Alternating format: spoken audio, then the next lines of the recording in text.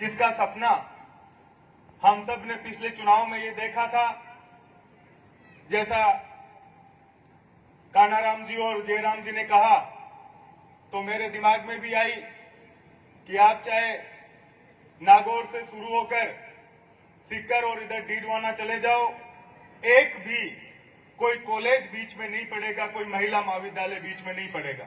और पहला महाविद्यालय इस लाडनू में शुरू हुआ और आज मुझे देखकर खुशी है कि जिस मकसद से ये कॉलेज इस लाडनू में लाने का मेरा सपना था कि शहर व ग्रामीण में जो गरीब और पिछड़ा वर्ग है,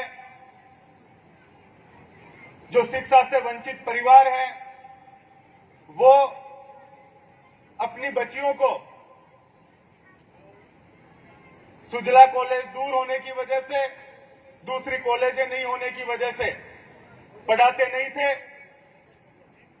और आज जब ये कॉलेज शुरू हुआ, बिल्डिंग इसकी बन रही है, लेकिन पिछले 2 सालों से कॉलेज जब शुरू हुआ, सुरेंद्र जी गुरुजी यहां मौजूद है जो इसकी व्यवस्था संभाल रहे हैं, और मुझे खुशी है कि जिन बच्चियों को मैं सामने देख पा रहा हूं, वो सपना यही था कि ये बच्चियां इस कॉलेज में कैसे पढ़ेगी।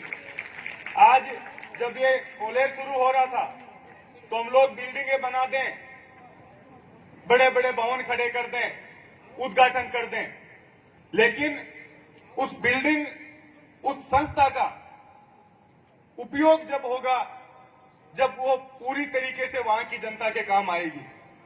शहर की जो बच्चियां थी, इस मन से कहना चाहता हूं, जब ये कॉलेज शुरू हो रहा था, हमीद जी गुरुजी सामने बैठे हैं, मैंने इनसे पूछा कि कॉलेज शुरू हो रहा है, सब्जेक्ट क्या क्या ले हम। इन्होंने कहा कि 40 बच्चियां उर्दू सब्जेक्ट में आसपास नहीं होने की वजह से प्राइवेट कॉलेज मोलासर जाती है।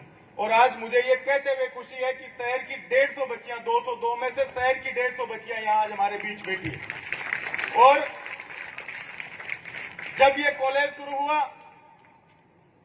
तरह तरह की समस्याएं हम लोगों के सामने आई, क्या सब्जेक्ट खुलेंगे, कैसे स्टाफ आएगा, कहां शुरू करेंगे, बिल्डिंग बनने में समय लग जाएगा।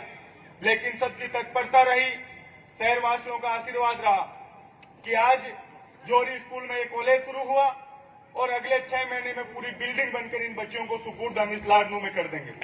आज गरीब की और आम परिवार, हम ये सोचते हैं कि घर से निकलकर कहां सुजला तक बच्ची पहुंचेगी। जब इसके जमीन आवंटन का समय था तो मुझे सबसे बड़ी तकलीफ जब हुई, जब एसडीएम साहब और प्रशासन ने कहा कि साहब आसपास हमारे पास कोई जमीन नहीं है, आप आगे जाओगे तो आसौटा यहां से 3 किलोमीटर 4 किलोमीटर हाईवे पर है, और या फिर जो गोरेडी के पास जो सरकारी तालाब है वहां है। तो मैंने सोचा कॉलेज हम लोग लाए हैं और वही अगर सुजला तक और वापस 3-4 किलोमीटर चला गया तो वो कॉलेज में कोई मतलब नहीं रहेगा, बच्चियां जा नहीं पाएगी। जब और खोजबीन हुई तो ये जमीन जो सामने आई, एसडीएम साहब और उन्होंने कहा साहब ये सरकारी सवाईचक जमीन है और आप लोग चाहो तो यहाँ कॉलेज बना सकते हैं। जब उन्होंने इसका रिकॉर्ड निकाला तो ना तो अधिकारी इस पे कोई हाथ डालने को तैयार था और ना कोई प्रशासन इसमें इन्वॉल्व होने को तैयार था। मैंने उनको कहा जमीन सरकारी है, और जयराम जी ने मुझे यहाँ बताया था कि जो दलित इसके मालिक थे उनसे जबरदस्ती कब्जा कराया और उस सदमे में अगले 5 दिन में उनकी मौत हो गई थी। आज उनकी आत्मा को ये शांति मिलेगी कि ये बच्चियां जिस कॉलेज में आज पढ़ने आई है, कितनी सुंदर कॉलेज यहाँ बनेगी जिसकी कल्पना हम नहीं कर सकते। जितने शहर में काम हुए मेरे से पूर्व वक्ताओं ने गिनाए, जो बड़े बड़े काम हैं उनका जिक्र मैं आप सबके सामने करना चाहूंगा।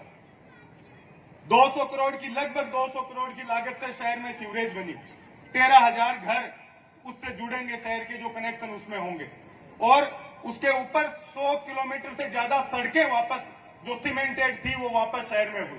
आज हॉस्पिटल की व्यवस्था आप देखोगे, जो गरीब तबका था, जो संपन्न है, जिन पे पैसा है, वो तो कहीं भी प्राइवेट हॉस्पिटल में जाकर अपना इलाज करवा लेगा, लेकिन जो गरीब तबका था वो कहां जाकर इलाज करवाए। हॉस्पिटल के ये हालात है। कसबा जी से कल परसों में मिल रहा था, जो पीएमओ है, वो कहते हैं साहब जो वार्ड सबसे ज्यादा भरा हुआ रहता वो वार्ड बंद पड़ा था, 100 से 50 से ज्यादा मरीज कभी हॉस्पिटल नहीं आते थे। लेकिन आज मुझे खुशी है कि पर डे 1000 से ऊपर मरीज ज्यादा उस हॉस्पिटल में आ रहे हैं और 30 से ज्यादा डॉक्टर आज लाडनू में। इसके अलावा वकील साथी यहाँ बैठे हैं, कोर्ट की यहाँ समस्या 151 से ऊपर का मुकदमा आया और सीधे डीडवाना। ना वकील साथियों को यहाँ काम, छोटी सी भी समस्या हो जाए तो सीधा डीडवाना जाकर हम लोगों को काम के लिए जाना पड़ता था। इन्होंने एसीजेएम कोर्ट मांगा, एडीजे कोर्ट यहाँ के वकील साथियों को और यहाँ की जनता को मिला। हर छोटे मुकदमे के लिए डीवाईएसपी के लिए यहाँ से फाइल ट्रांसफर, छोटा सा मुकदमा हुआ और सीधा डीडवाना। और वहां का प्रशासन अलग, जनप्रतिनिधि अलग। और जब यहाँ के लोग जाते थे तो उनके साथ वही दोगला व्यवहार, क्योंकि जो भी जनप्रतिनिधि और प्रशासन होता था वो पहले अपने वहां के लोगों की सुध लेता था। आज डिप्टी ऑफिस यहाँ बना, डिप्टी साहब यहाँ 2 साल से यहाँ बैठ रहे हैं, वो सुविधा हम लोगों को मिली। कृषि मंडी की मैं बात करूंगा, जो भी अनाज की तुलाई के लिए हमें ट्रैक्टर भरो और बाहर की तहसील में जाओ, 2-2, 3-3 दिन हमें लोगों को खड़ा रहना पड़ता, क्योंकि वही प्रशासन, वही जनप्रतिनिधि और वो अपने लोगों की पहले सुध लेता था।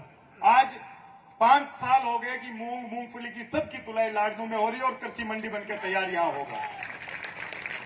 इसके अलावा अनेक काम आप लोगों ने जो सपना देखा, जो सोचा भी नहीं था, ये लाडनू, मैं किसी भी पुराने व्यक्ति पर यह आरोप नहीं लगा रहा हूं, लेकिन ये लाडनू सीधी एक सड़क हुआ करता था कि निम्बी से चलो सीधा सुजानगढ़, लाडनू से निकलो सीधा डीडवाना, बीच में कुछ था ही नहीं जहां काम आप लोग करवा सके।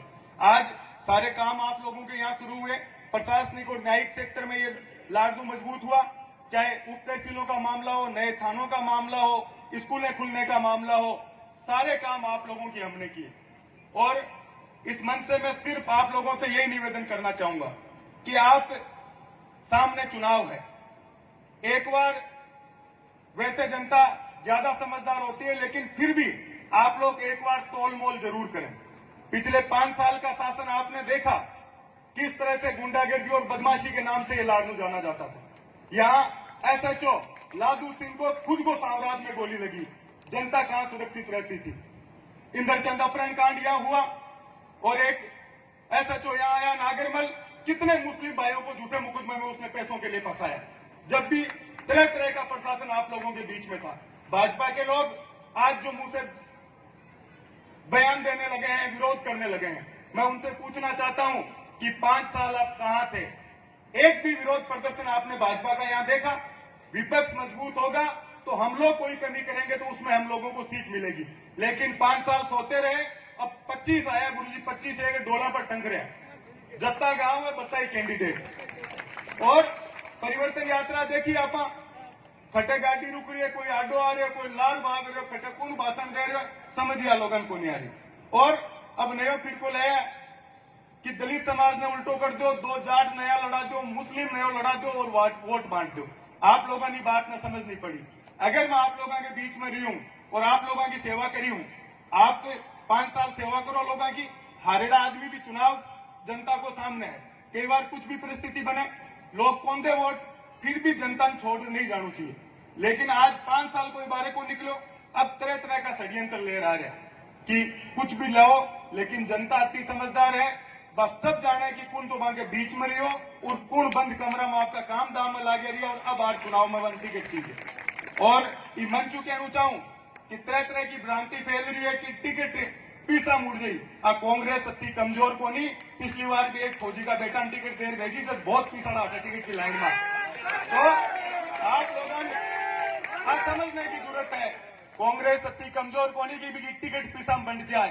कांग्रेस पिछली बार भी एक गरीब और फौजी का बेटा चुनाव लड़ायो और आज भी मेरिट पर फैसला उसी की कौन जनता के बीच में रही और कौन हटा लोगों के बीच कौन रही हो।